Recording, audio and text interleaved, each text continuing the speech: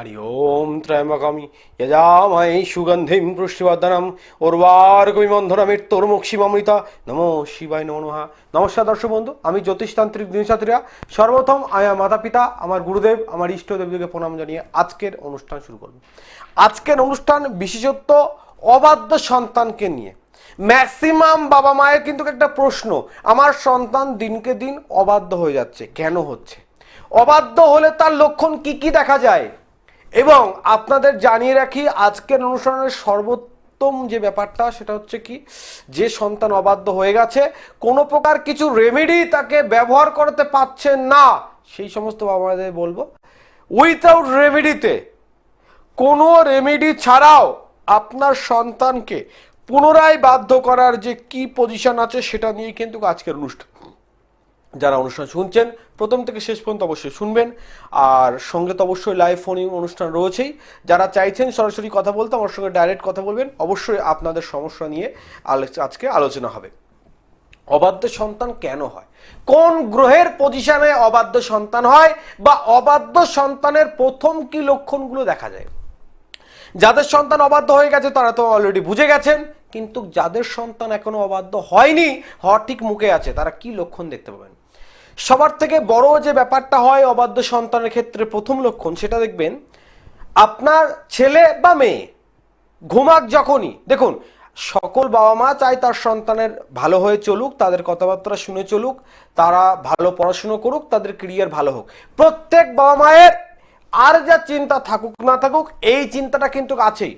কেউ জব করাক, সার্ভিস করাক, বিজনেস করাক, যা করাক, সবার আগে পড়াশুনো করে সেটা কেরিয়ার, তার মানে কেরিয়ারের যোগ্য হয়ে উঠুক, এই পজিশনটা কিন্তু সকল বাবা মায়ের, মানে 99% নয়, মানে 100% কিন্তু বাবা মা চায় তার সন্তান তাদের কথাবার্তা শুনে মানুষের মতো মানুষ হোক। কিন্তু ম্যাক্সিমাম ক্ষেত্রে এগুলো হয় না। না হওয়ার পিছনে কি বললাম, যে অবাধ্যতা। আর অবাধ্যতার প্রথম রূপ হচ্ছে আপনার সন্তান রাত্রে যখনই ঘুমাক, ঘুমের থেকে কিন্তু খুব দেরি করে উঠবে।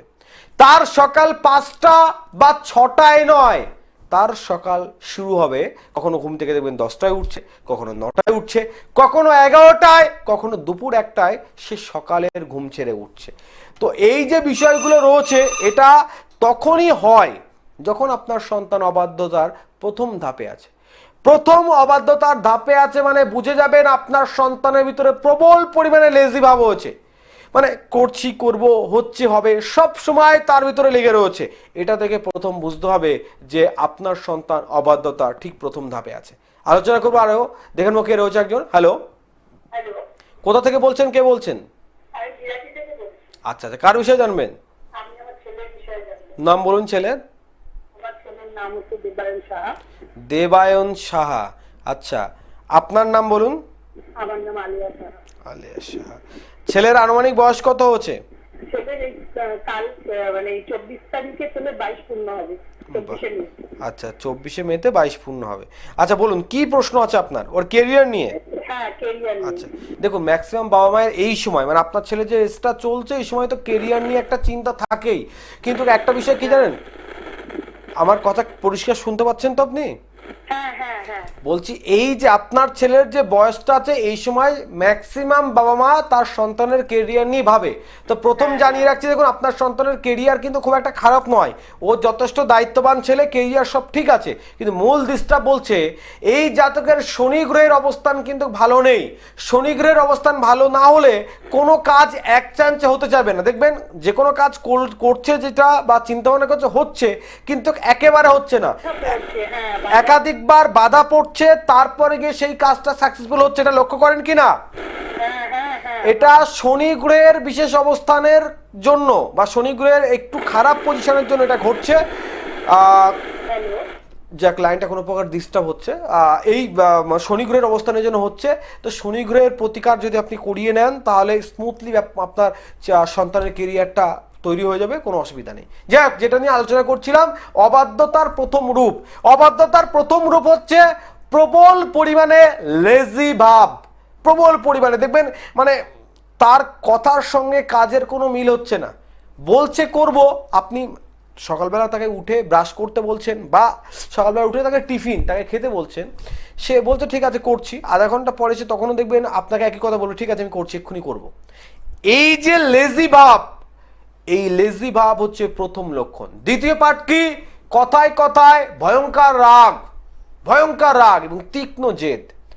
অবাধ্যতার দ্বিতীয় নাম্বার বৃহত্তম রূপ হচ্ছে তীক্ষ্ণ রাগ, কথায় কথায় রাগ করবে। বা দেখবেন এমনি আপনার সন্তান বা ছেলে বা মেয়ে যেই হোক সে খুব ভালো, কিন্তু যখন রেগে যাচ্ছে কোনো কিছু বুঝতে চাইছে না, তার কাছে মূল্যবান জিনিসও মূল্যহীন হয়ে যায়। অনেকে হয় না রাগ করে কোনো দামি জিনিস ছুঁড়ে ফেলে দিল, আছাড় মারলো, ভেঙে ফেললো, অনেকের হয়, সবার ক্ষেত্রে নয়, কিন্তু রাগ, তীক্ষ্ণতা এবং ভয়ঙ্কর জেদ, কোনো কিছু একবার সিদ্ধান্ত নিচ্ছে, নিজে যেটা বুঝছে সেটা ঠিক আর সব ভুল। অবাক লাগে, মানে আপনার সন্তানকে আপনি ভালো দিক দেখাচ্ছেন, বাবা এটা করিস না, মা এটা করিস না, এটা কর, এটা বল, কিন্তু সেটা হচ্ছে না। আপনি দেখছেন যে সে যদি একবার কোনো সিদ্ধান্ত নিয়ে নেয়, সেই সিদ্ধান্ত আপনি আর পরিবর্তন করাতে পারছেন না। আর এটার প্রধান কারণ হচ্ছে আপনার সন্তান অবাধ্যতার দিকে কিন্তু ক্রমাগত যাচ্ছেই।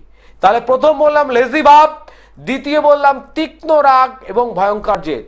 ফোর্থ পয়েন্ট হচ্ছে দেখবেন প্রবল পরিমাণে মিথ্যা কথা বলছে। অ্যাটলিস্ট তার কোনো টাইমে ঠিক থাকছে না, না খাওয়ার টাইম, না ঘুমানোর টাইম, না স্নান করার টাইম। যদি মনে করুন বাড়ি থেকে বাইরে বার হয়, সে টিউশনিতে যাক, স্কুলে যাক বা কোনো মানে যে কোনো দরকারে বাইরে যাচ্ছে, তার নির্দিষ্ট টাইম টেবিলে ফিরছে না। এটা হচ্ছে তৃতীয় নাম্বার ধাপ। চতুর্থ নাম্বার ধাপ হচ্ছে প্রত্যেকটা পর্যায়ে দেখবেন আপনাকে বুঝিয়ে দেওয়ার চেষ্টা করছে, that's of most minus point. প্রত্যেক কথা দেখবেন আপনাকে বুঝিয়ে দিচ্ছে, আরেকজনকে বুঝিয়ে দিচ্ছে, সেম জিনিস ও বুঝছে না, সেম জিনিস ও বুঝছে না, মানে ওকে বোঝানোর মতো ক্ষমতা কারণ নেই, অথচ ও সকলকে খুব সুন্দর করে বুঝিয়ে দিচ্ছে, নিজের পজিশনে এসে কিন্তু বুঝছে না। তাহলে এই যে পন্থাগুলো রয়েছে, এই পন্থার প্রত্যেকটা বিষয় কিন্তু রয়েছে যে বিষয়গুলো আপনার সন্তানকে অবাধ্যতার রূপ দিয়ে দিচ্ছে। আর এই অবাধ্যতার রূপে বিশেষ 4টি গ্রহের অবস্থান থাকে যা অবাধ্যতার পরিপূর্ণতার ভাবে কাজ করে, অবদ্ধতার পরিপূর্ণতা কাজ করে। এবং এই 4টে গ্রহের অবস্থান যে সকল জাতক বা জাতিকার ভালো আছে, বা আপনাদের সন্তানের যাদের এই 4টে গ্রহের অবস্থান, যে 4টে গ্রহ নিয়ে আমি আলোচনা করব, এই 4টে গ্রহের অবস্থান ভালো আছে, তাদের সন্তানও কিন্তু অবাধ্য হবে না, ভালো থাকবে। আর যাদের অবস্থান এটা ভালো নেই, তাদের ক্ষেত্রে দৃষ্টি হবে। প্রথমের অপশান হচ্ছে বলছে কোনো জাতক বা জাতিকার ক্ষেত্রে দেখা যাচ্ছে বৃহস্পতির উপরে রাহুর দৃষ্টিভঙ্গি আছে, বা বৃহস্পতির সঙ্গে রাহু রয়েছে, সেক্ষেত্রে বৃহস্পতি গুরু কারক গ্রহ, রাহু চণ্ডাল কারক গ্রহ। গুরু চণ্ডাল দোষের বিশেষ কারণে জাতকের কি হচ্ছে, সেই জাতক বা সেই জাতিকা গুরু চণ্ডাল দোষ হচ্ছে, বলছে গুরুজন ব্যক্তিকে অমান্য করছে, গুরুজনদের কথা শুনতে চাইছে না, তার অটোমেটিকলি একটা অবাধ্যতা কাজ করছে। হ্যালো হ্যালো, হ্যাঁ দাদা, আমি ছেলে সম্বন্ধে একটু জানতাম। কোথা থেকে বলছেন? আমি জিরাট থেকে বলছি, হুগলি জিরাট থেকে। আচ্ছা, ছেলের নাম বলুন। ছেলের নাম সানিক। আচ্ছা, আপনার নাম? আমার নাম রীতা। ছেলের আনুমানিক বয়স কত হচ্ছে? হ্যালো হ্যালো, আমার কথা শুনতে পাচ্ছেন কি? যাক, লাইনটা কোনো প্রকার ডিসকানেক্ট হয়ে গেল। যেটা নিয়ে আপনাদের বলছিলাম যে বৃহস্পতি হচ্ছে, দেখুন আমরা যে বৃহস্পতিকে ধন দৌলত বা ঐশ্বর্যের গ্রহ হিসেবে মনে করি, আমি বলছি না সেটা নয়, কিন্তু তার আগেও বৃহস্পতি হচ্ছে একজন পাণ্ডিত্যকারক গ্রহ, গুরুকারক গ্রহ, বিদ্যাকারক গ্রহ। তো বৃহস্পতি গ্রহের উপরে যখনই, মানে বৃহস্পতি যার যত ভালো হবে, সে নম্র হবে, ভদ্র হবে, সভ্য হবে, সে গুরুজনদেরকে ভক্তি করবে, শ্রদ্ধা করবে, তার ভিতরে আলাদা রকম একটা বৈশিষ্ট্য সবসময় পাবেন। এই বৃহস্পতি গ্রহের উপরে যদি কোনো প্রকার রাহুর দৃষ্টিভঙ্গি হয়, বা বৃহস্পতি গ্রহের সঙ্গে খুদ রাহুর অবস্থান থাকে, সেক্ষেত্রে রাহু চণ্ডাল কারক গ্রহ। তাহলে বৃহস্পতি যেমন গুরু, রাহু হচ্ছে চণ্ডাল। তো গুরু চণ্ডাল দোষের জন্য বলছে সেই জাতক বা জাতিকার যখন গুরু চণ্ডাল দোষ থাকছে, তখন গুরুজনদের কোনো কারোর কথাবার্তা শুনতে চাইবে না, সব সময় অবাধ্য রূপে চলবে। প্রথম কারণ হচ্ছে যদি কোনো জাতক বা জাতিকার গুরু চণ্ডাল দোষ হয়, সে কিন্তু অবাধ্য হবেই হবে, তার কোনো ব্যতিক্রতা নেই। তাহলে রাহু আর বৃহস্পতি প্রথম ফ্যাক্ট। সেকেন্ড হচ্ছে চন্দ্র গ্রহের অবস্থান কোথায় আছে? চন্দ্র কি করে? আমাদের মাইন্ডকে কন্ট্রোল করে। আপনার সন্তানের যদি অত্যাধিক রাগ এবং জেদ থাকে, অবাধ্য 100% হবে, কিছু করতে পারবেন না। আপনি দেখছেন আপনার ছেলে খুব ভালো, মানে আপনার ছেলের মতো বা আপনার মেয়ের মতো আপনি খুঁজে পাচ্ছেন না কাউকে, অথচ ওই সন্তান যখন রেগে যাচ্ছে কাউকে চিনতে পারছে না, কাউকে চিনতে পারছে না। ইভেন প্রত্যেকটা পর্যায়ে সে নিজের জীবনের মোহ পর্যন্ত ভুলে যাচ্ছে, এতটা তার রাগ জেদ হয়ে যাচ্ছে। এটা কিন্তু একটা বিশেষ কারণ। যদি আপনার সন্তান কোনো প্রকার অত্যাধিক পরিমাণে রাগ জেদ হয়, তা চন্দ্রের কারণে ঘটে। এবং দেখবেন যাদের রাগ একটু অত্যাধিক বেশি, তাদের মাঝে মধ্যে একটু ঠান্ডা লেগে যায়, ঠান্ডার সমস্যা রয়েছে। বা যখন রেগে যাচ্ছে, বিশেষ করে চোখের দিকে দেখবেন চোখটা সাদা, চোখের উপর একটু লাল লাল আভা পড়ছে। বা আপনি দেখবেন তাদের একটু মাইগ্রেনের সমস্যা, সাইনাস বা ডাস্ট অ্যালার্জির কোনো প্রবলেম রয়েছে। মানে কি, চন্দ্রগ্রহের বিশেষ অবস্থানের যদি দুর্বলতা বা ডিস্টার্ব বা নিচ্চস্ত থাকে, আপনার সন্তান অবাধ্যতার একদিক দিয়ে কিন্তু ফুলফিল এ সাপোর্ট করে। 3 নাম্বার পয়েন্ট, তাহলে গ্রহ প্রথম বললাম বৃহস্পতি, সেকেন্ড রাহু, থার্ড নাম্বারে গেল চন্দ্র, ফোর্থ আর লাস্ট পয়েন্ট হচ্ছে বুধ গ্রহ। যে বাল্য গ্রহ বা বুদ্ধির দেবতা হিসেবে কিন্তু আমরা, বা বুদ্ধি কারক গ্রহ হিসেবে আমরা মনে করি, সেই বুধ গ্রহের অবস্থান কি পর্যায়ে আছে সেটা কিন্তু একটাবার দেখতে হয়। কারণ বুধ গ্রহের অবস্থান যদি ঠিকঠাক পর্যায়ে না থাকে, তার ভিতরে দেখা যাচ্ছে অনেকেই দেখবেন, মানে এটা অনেক ক্ষেত্রে হয়, আপনার মেয়ের বয়স 16 বা 17 হয়েছে, অথচ দেখছেন 8 থেকে 10 বছর একটা মেয়ের ভিতরে যেমন একটা শৈশবত্ব বিরাজ করে, বা আপনার ছেলে দেখছেন 18 বছর বা 19 বছর বয়স হয়ে গেছে, কিন্তু 8 থেকে 10 বছরের বাচ্চার যেমন একটা শৈশবত্ব থাকে, আপনার সন্তানের ভিতরে সেই শৈশবত্ব পাচ্ছেন। এটাও কিন্তু একটা দিক দিয়ে অবাধ্য করে, যে সে বয়স তুলনায় নিজের সেই বয়সটাকে বয়সের পর্যায়ে নিয়ে যেতে পারছে না, যার কারণে কিন্তু একটা অভ্যাসটি ডিস্টার্ব কিন্তু সেক্ষেত্রে হচ্ছে। তো এই চতুর্থ 4টে গ্রহের অবস্থান কিন্তু বিশেষত্ব লাগে। আর পঞ্চম কারণ আছে, সেটা কিন্তু গ্রহ নয়। পঞ্চম কারণ কি বলছে, কোন জাতক বা জাতিকার গৃহেতে যদি বাস্তুদোষ থাকে, তাহলে কিন্তু কোনো প্রকার বাস্তুদোষ থাকলে সেই গৃহের সন্তানরা বাধ্য পর্যায়ে থাকে না, ম্যাক্সিমাম ক্ষেত্রে অবাধ্য হয়ে যায়, তবে পর্যায়ত্ব। তার দেখা যায় গ্রহের পজিশন আছে, আবার বাস্তুদিক ডিস্টার্ব, তাহলে ভীষণ পরিমাণে ডিস্টার্ব হবে।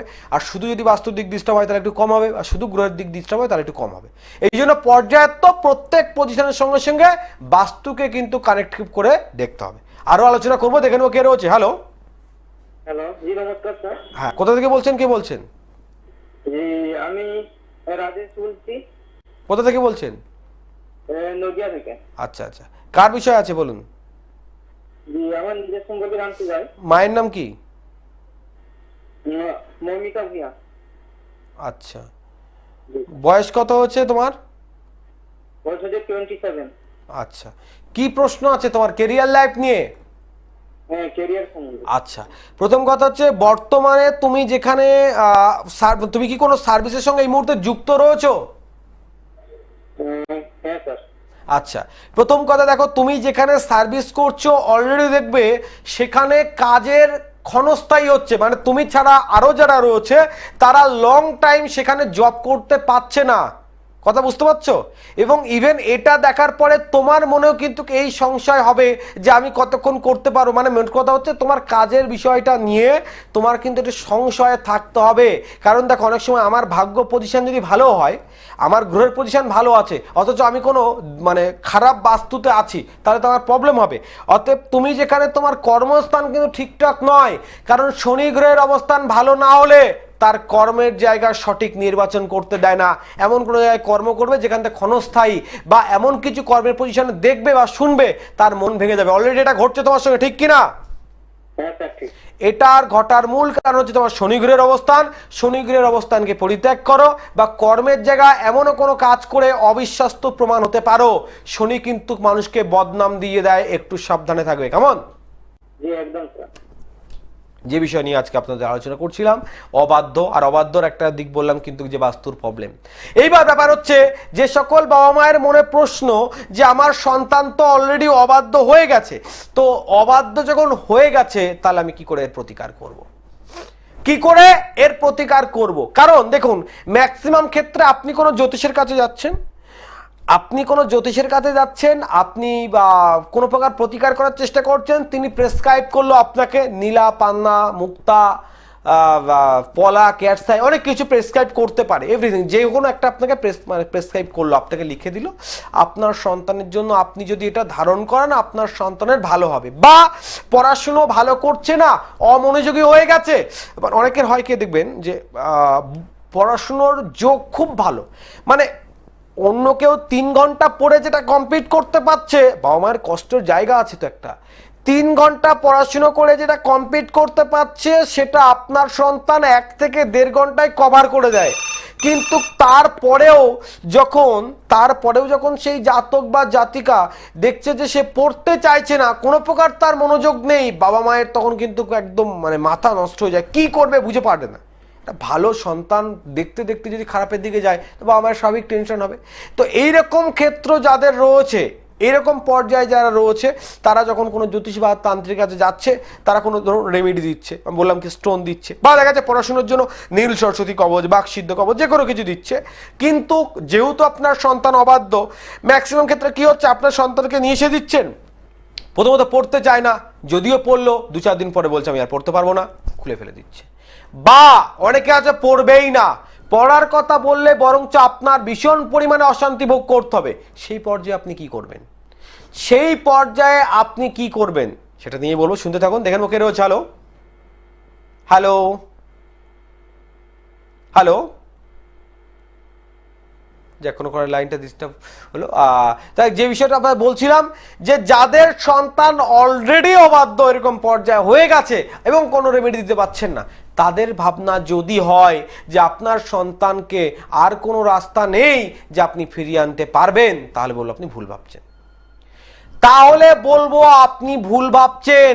কারণ এটা সেই জায়গা, দীনেশ আচার্য সেই ক্রিয়া করে থাকে যে ক্রিয়া হচ্ছে কামাখ্যার বিশেষ মায়াঙ্ক চালানতন্ত্র, যে চালানতন্ত্র দ্বারা উইথাউট রেমেডিতে, কোনো প্রকার কোনো রেমেডি ব্যবহার করা ছাড়া, কোনো তাবিজ কবচ পাথর ছাড়াও, তন্ত্রের বিশেষ শক্তি দ্বারা, চালান ক্রিয়ার দ্বারা আপনার সন্তানকে পুনরায় আপনার বাধ্যে দেয়া, সেই সন্তান পড়াশোনার প্রতি থেকে তার মনোযোগ বিচ্ছিন্ন হয়ে গেছে, পুনরায় তাকে মনোযোগ তৈরি করে দেওয়ার কিন্তু একটা রাস্তা রয়েছে, আপনি কোনো কিছু ধারণ করানো ছাড়াও।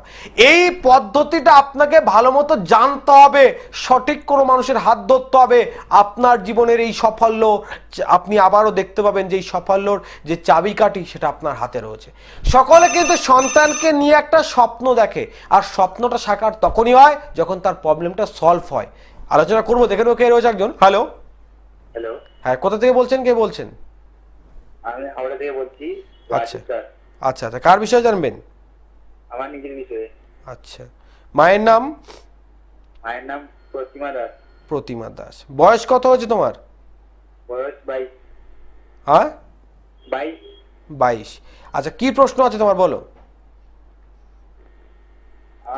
পড়াশুনো মানে একটু খারাপ হচ্ছে, কি করলে ভালো হবে? ঠিক আছে, সবার আগে একটা বিষয় হচ্ছে, তুমি মনে মনে প্ল্যান করছো, বাট তোমার প্ল্যান সাকসেসফুল হচ্ছে না, মানে তুমি করতে চাইছো, কিন্তু তুমি যখন করছো অ্যাটলিস্ট সেই সময় তোমার মনোযোগ ঠিকঠাক থাকছে না, বা মনে নানান প্রকার চিন্তা ভাবনা আসছে, মানসিক শান্তি বিচ্ছিন্ন হয়ে যাচ্ছে, এটাই তোমার মূল প্রবলেম, ঠিক কি না? হ্যাঁ হ্যাঁ।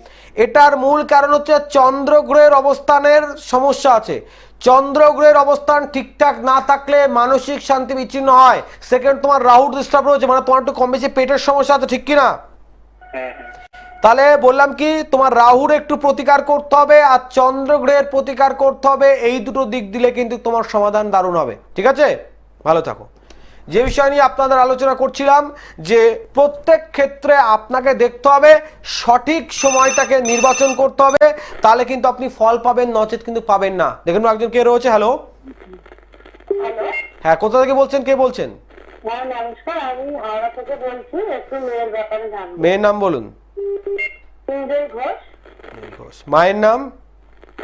হ্যাঁ, আপনার নাম কি? বর্ণালী ঘোষ। বর্ণালী ঘোষ। মেয়ের আনুমানিক বয়স কত হচ্ছে? এখন বয়স হচ্ছে 21। 21।